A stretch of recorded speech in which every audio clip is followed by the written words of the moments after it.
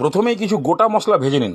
ভাজার সময় যদি সর্দি না হয়ে থাকে তাহলে কিন্তু গন্ধ পাবেন, আর ঠিক যখনই গন্ধ পাবেন তখনই তুলবেন, ঠান্ডা করবেন, গুঁড়ো করবেন। এবার একটা কড়াইতে জল, নুন, হলুদ দিন, ভালো করে মিক্স করুন। ফুলকপি দিন, হাফ বয়েল হয়ে গেলে তুলুন। ওই একইভাবে কেটে রাখা আলুকে জলে দিন। 2 মিনিট ফোনটাকে নিয়ে একটু ঘাটাঘাটি করুন, তারপরে হাফ বয়েল হয়ে গেলে আলুটাকেও তুলে নিন। এবার কড়াইতে তেল দিয়ে গরম করুন, ফুলকপি দিন, লাল লাল করে ভাজুন আর তুলুন। এবার আলুটাই বা বাকি থাকবে কেন, আলুর সঙ্গেও সেই একই ব্যবহার করুন আর তুলুন। এবার সেই কড়াইতেই তেজপাতা, শুকনো লঙ্কা, পাঁচফোড়ন দিয়ে অল্প একটু ভেজে নিয়ে তারপরে আদা কাঁচা লঙ্কার পেস্ট দিন, ভালো করে ভাজুন এটাকে। তারপর টমেটো দিন, নুন দিন, গ্যাসের ফ্লেমকে লো করুন আর একটা মশলা বানান।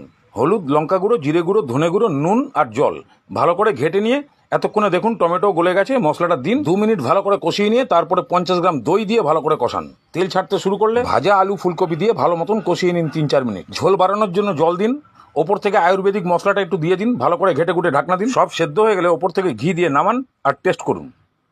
আজ আমি ভগবানের জন্য রন্ধন করব বেগুন সুন্দরী, তাও আবার ইস্কনের স্টাইল। প্রথমে আমি কড়াতে পর্যাপ্ত তেল দিয়ে দিলাম। তেলটা গরম হয়ে গেলে একে একে বেগুনগুলো দিয়ে দেবো। আর বলে রাখা ভালো বন্ধুরা, বেগুনটা আমি আগেই কেটে ধুয়ে রেখে দিয়েছিলাম। আপনারা যদি বাড়িতে এই রেসিপিটা নিজেদের জন্য ট্রাই করতে চান তাহলে অবশ্যই চেষ্টা করবেন সরু সরু বেগুনগুলো বাজারে পাওয়া যায় সেই বেগুনগুলো নেওয়া। তবে এই বেগুনগুলোর একটা নাম আছে, আমার জানা নেই সেই নামটা। যাদের জানা আছে অবশ্যই কমেন্ট সেকশনে আমাকে বেগুনের নামটা জানিয়ে দিয়ে যাবেন। আমি বেগুনগুলো ভেজে নেওয়ার পর কড়াতে আবারও তেল দিয়ে দিয়েছিলাম। তারপরে দিয়ে দিলাম 2টো তেজপাতা আর হাতে গোনা কাটা গোটা গরম মশলা। তারপরে দিয়ে দিলাম একটু কুড়িয়ে রাখা আদাটা দেওয়ার পর ভালো করে নাড়াচাড়া করে তারপরে দিয়ে দিলাম টমেটোটাকে ভালো করে গলিয়ে নেওয়ার পর দিয়ে দিলাম আন্দাজ মতো নুন দেওয়ার পর আবারও ভালো করে একটু নাড়াচাড়া করে নেওয়ার পর দিয়ে দিলাম হলুদ গুঁড়ো, লঙ্কার গুঁড়ো, জিরের গুঁড়ো ও সামান্য পরিমাণে মিষ্টি। মশলাগুলোকে ভালো করে কষিয়ে নেওয়ার পর এবারে দিয়ে দেবো টক দইটা আমি 4 চামচের মতো দিয়ে দিয়েছি। তারপরে বেগুন সুন্দরীর মেন ইনগ্রেডিয়েন্টস যেটা, সেটা হলো সর্ষে বাটার পেস্টটা আমি দিয়ে দিলাম। ভালো করে নাড়াচাড়া করে নেওয়ার পর জল দিয়ে ভালো করে ফুটিয়ে নিতে হবে। ঝোলটা মাখো মাখো অবস্থা হয়ে গেলে কাসুরি মেথি ওপর দিয়ে ছিটিয়ে দিলেই হয়ে গেল বেগুন সুন্দরী।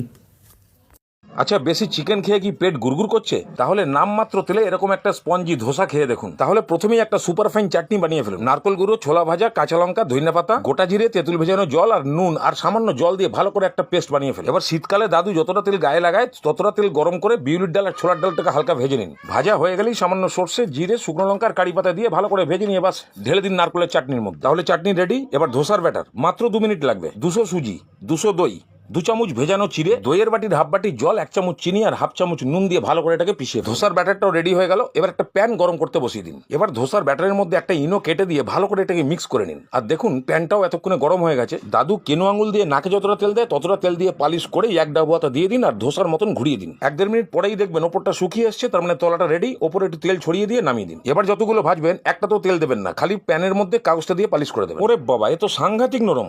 দাদুকে 4টে দিন তো, বিনা দাঁতেই খেয়ে ফেলুক গরম গরম। हमारे घरों में अचार डाले जाते हैं, आम के अचार डाले जाते हैं, नींबू के अचार डाले जाते हैं, आंवले के अचार डाले जाते हैं, गाजर का, मूली का। जो घरों की माताएं बहनें ये अचार डाल के घरों के आयुर्वेदिक औषधियों के उपयोग से मेथी का उपयोग किया, धनिया का उपयोग किया, जीरे का उपयोग किया, हींग का उपयोग किया, या और हमने आयुर्वेदिक औषधियों का उपयोग किया जो हमारे रसोई में है। और जहाँ हजारों साल से ये परंपरा चलती रही, वहाँ अब कुछ घरों में ये हालत हो गई है, अचार डालना किसी को आता नहीं, उसकी रेसिपी किसी को मालूम नहीं, उसमें क्या किस अनुपात में मिलाया जाता है किसी को अंदाजा नहीं, तो इसलिए बना बनाया बाजार से खरीद लाते हैं डब्बा बंद।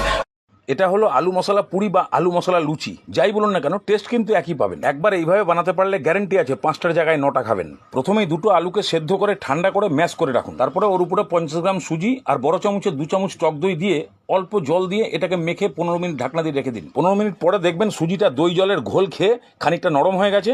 তখন পরিমাণ মতো আটা ময়দা দিয়ে দিন। এর মধ্যে নোনতা ভাব করার জন্য প্রয়োজনীয় নুন দিন, চিলি ফ্লেক্স, গোলমরিচের গুঁড়ো, জিরে ধনে ভাজার গুঁড়ো, ধনে পাতা আর সামান্য একটু কালো জিরে দিয়ে ভালো করে আগে মেখে নিন। তারপরে প্রয়োজন মতো জল দিয়ে একটু নরম করে মেখে রাখুন। এবার সামান্য একটু রিফাইন তেল মাখিয়ে 5 মিনিট রেখে দিন। এবার লুচির মতো লেচি কেটে তেল দিয়ে বেলুন আর ফুল হিটে গরম করা তেলের মধ্যে ছেড়ে দিন। ঠিক ঘরে যেরকম ভাবে লুচি ভাজেন উল্টে পাল্টে 2 পিঠটা ভালো করে ভেজে তুলে নিন। এইভাবে সবগুলোকে ভেজে তুলুন। তবে আজকে আর বলবো না যে এটা কি দিয়ে খেলে ভালো হবে, এ তো নিজেই সুপারস্টার। একদম শুধু শুধুই দাঁত আর জিভ হয়ে পেটে চলে যাবে। सूर्य को अर्घ देना चाहिए क्या? बिल्कुल देना चाहिए, लेकिन क्या जल से देना चाहिए? नहीं देना चाहिए, क्योंकि जल से आग को बुझाया जाता है, ना कि उसे प्रसन्न किया जा रहा है। फिर क्या करें?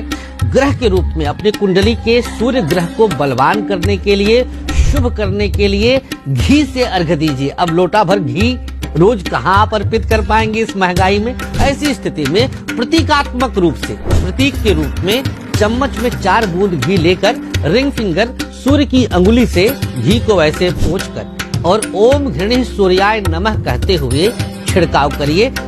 ডালের বড়া, পোস্তর বড়া, ধনেপাতার বড়া, গিমের শাকের বড়া, এমনকি গ্যাঁদাল পাতার বড়াও বাদ দিলেন না। তাহলে এবারে না জানলে সাবুদানার বড়াও বানিয়ে দেখুন, এটাও খেতে হেভি লাগে। প্রথমেই বড়দানা সাবুকে 3-4 বার ভালো করে ধুয়ে নিয়ে সাবুদানার লেভেলে জল দিয়ে ভিজিয়ে রাখুন 1.5 ঘন্টা। একদম পারফেক্ট জলও টেনে নেবে, নরম হয়ে যাবে এবং ঝরঝরে হয়ে যাবে।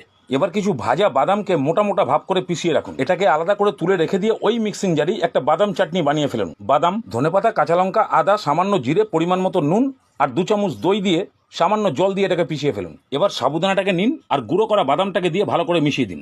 এবার ধনেপাতা, আদা, কাঁচা লঙ্কা সব কুচি কুচি করে দিয়ে দিন। তারপরে 1 চামচ গোলমরিচের গুঁড়ো, পরিমাণ মতো নুন আর একটা সেদ্ধ আলুকে ভালো করে গ্রেট করে দিয়ে দিন। বাস এবারে একদম সব চটকিয়ে ভালো করে মেখে ফেলুন।